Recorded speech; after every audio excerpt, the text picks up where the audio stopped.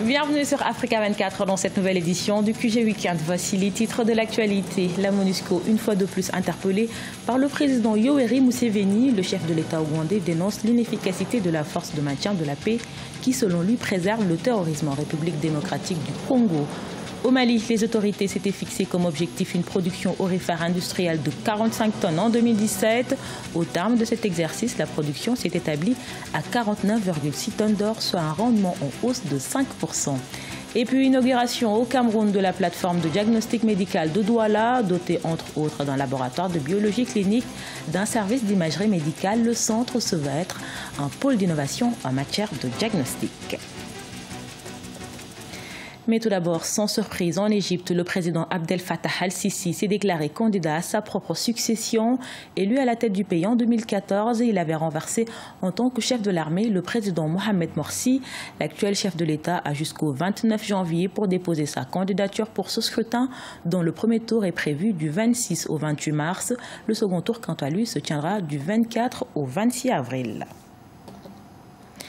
Nouvelle déclaration choc du président ougandais Yoweri Museveni sur la MONUSCO. Le chef de l'État accuse la mission de maintien de la paix en République démocratique du Congo de soutenir les forces démocratiques alliées, la milice armée ougandaise fondée en 1995. Nathalie Mon.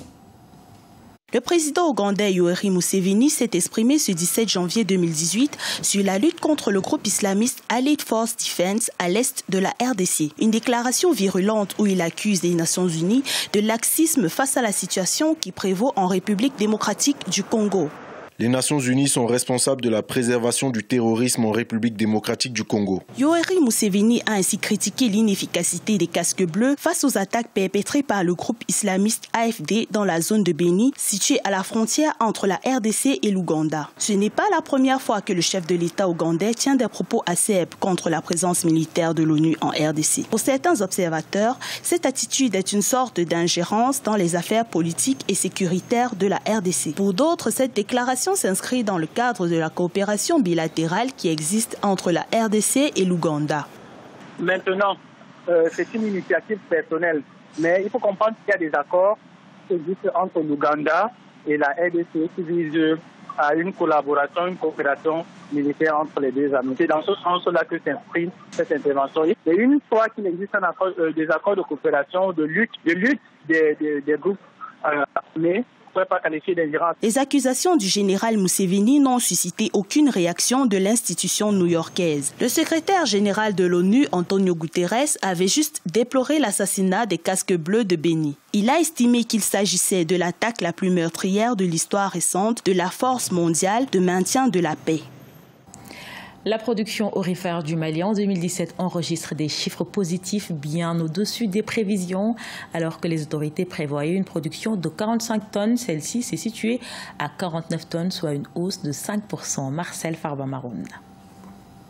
Au terme de l'exercice 2017, la production aurifère industrielle au Mali a atteint 49,6 tonnes. Ce sont plus que les 45 tonnes attendues, soit une hausse de 5%. La production aurifère a même plus que doublé par rapport à 2016, période durant laquelle un peu plus de 20 tonnes avaient été enregistrées. Au Mali, l'or occupe une place importante dans les exportations avec près de 70% des recettes, soit 15% du produit intérieur brut.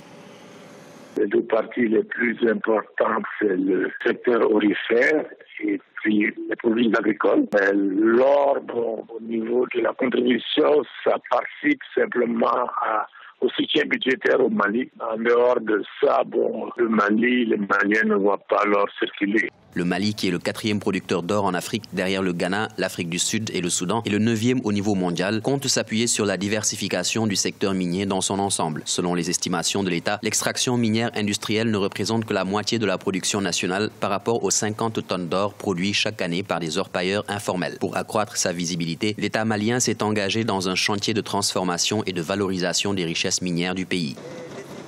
La politique, de mon point de vue, pour pouvoir maintenir la contribution de l'or au PIB malien, c'est de s'orienter vers la transformation de l'or sur place. Parce que c'est l'or brut qui est exporté. Mais si les structures de transformation sont mises en place, ça pourrait contribuer à ajouter une valeur ajoutée à un produit brut et donc à augmenter la contribution de l'or dans le PIB. Début 2017, de nouvelles estimations revoyaient à la hausse les réserves aurifères du Mali qui étaient passées de 800 tonnes en 2016 à 822 tonnes. Une progression qui s'explique par les découvertes de réserves d'or réalisées par les compagnies minières, selon les autorités. Dans le but de limiter les évacuations sanitaires vers l'étranger, le Cameroun s'est doté d'une plateforme de diagnostic médical située à Douala. Le centre inauguré ce 18 janvier se veut être un pôle d'innovation en matière de diagnostic. Objectif, contribuer à améliorer la prise en charge des malades et réduire le coût de la maladie. Reportage de notre correspondant Sharif Ousmane Bardonka. La plateforme de diagnostic médical de Douala que vient d'inaugurer le ministre camerounais de la Santé André Mamafouda n'est pas un hôpital mais un centre spécialisé dans le diagnostic médical. Elle intègre en son sein un laboratoire de biologie clinique, un service d'imagerie médicale, un service d'exploration fonctionnelle et des consultations spécialisées. Ici, tout type de maladie peut être détecté. On peut diagnostiquer toutes les maladies, justement, toutes. Du paludisme le plus simple jusqu'au cancer le plus élevé. Donc nous focalisons sur le domaine du diagnostic parce que dans nos milieux, au Cameroun et dans les pays africains, le diagnostic est souvent, disons, le point faible parce qu'il est tributaire de la technologie. La technologie coûte très cher. Et donc il nous arrive très souvent, les médecins bien formés, on a toutes les compétences, mais on n'a peut-être parfois pas les moyens du diagnostic et on commence à soigner des malades par la présomption.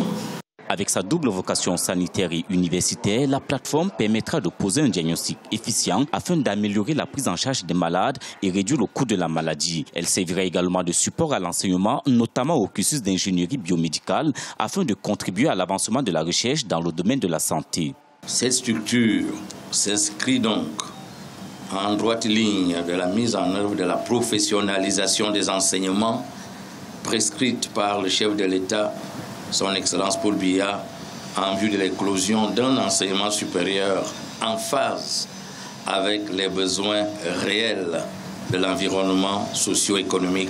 Cette infrastructure dispose d'équipements de pointe pour la promotion de la santé et la prévention de la maladie. Ce n'est pas un hôpital au sens plein du terme. C'est un centre de diagnostic, c'est pour prévenir la maladie. Dotée d'un plateau technique performant et d'une technologie de pointe, la plateforme de diagnostic médical de Douala veut contribuer à limiter les évacuations sanitaires vers l'étranger. Elle se veut être un pôle d'excellence en matière de diagnostic médical et de formation d'ingénieurs biomédicaux au Cameroun et dans la sous-région Afrique centrale. À la page sport, le CHAN, championnat d'Afrique des Nations de football, se poursuit au Maroc. Deuxième journée du groupe C ce vendredi à Tanger. Le Nigeria s'est imposé 1-0 face à la Libye. Même score pour le Rwanda qui faisait face à la Guinée équatoriale. Les deux équipes vainqueurs se partagent désormais la tête du groupe C avec 4 points chacun.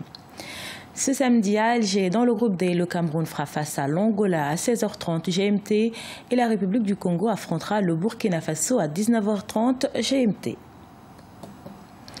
En cyclisme, le Tropical Amissa Bongo se poursuit au Gabon. La 5e étape s'est déroulée ce vendredi 19 janvier et c'est l'Australien Bretton Jones qui l'a dominé 141 km entre OM au nord du Gabon et Ambam au sud du Cameroun. Toutefois, le Rwandais Joseph Areruya reste en tête du classement général. La 6e étape de 107 km au Gabon ira de Bitam à OM. La course en 7 étapes débutée lundi se terminera ce dimanche à Libreville, la capitale gabonaise. Ce journal a été réalisé par l'ensemble de la rédaction. Merci pour votre fidélité. Dans un instant, une nouvelle édition de l'actualité sur Africa 24.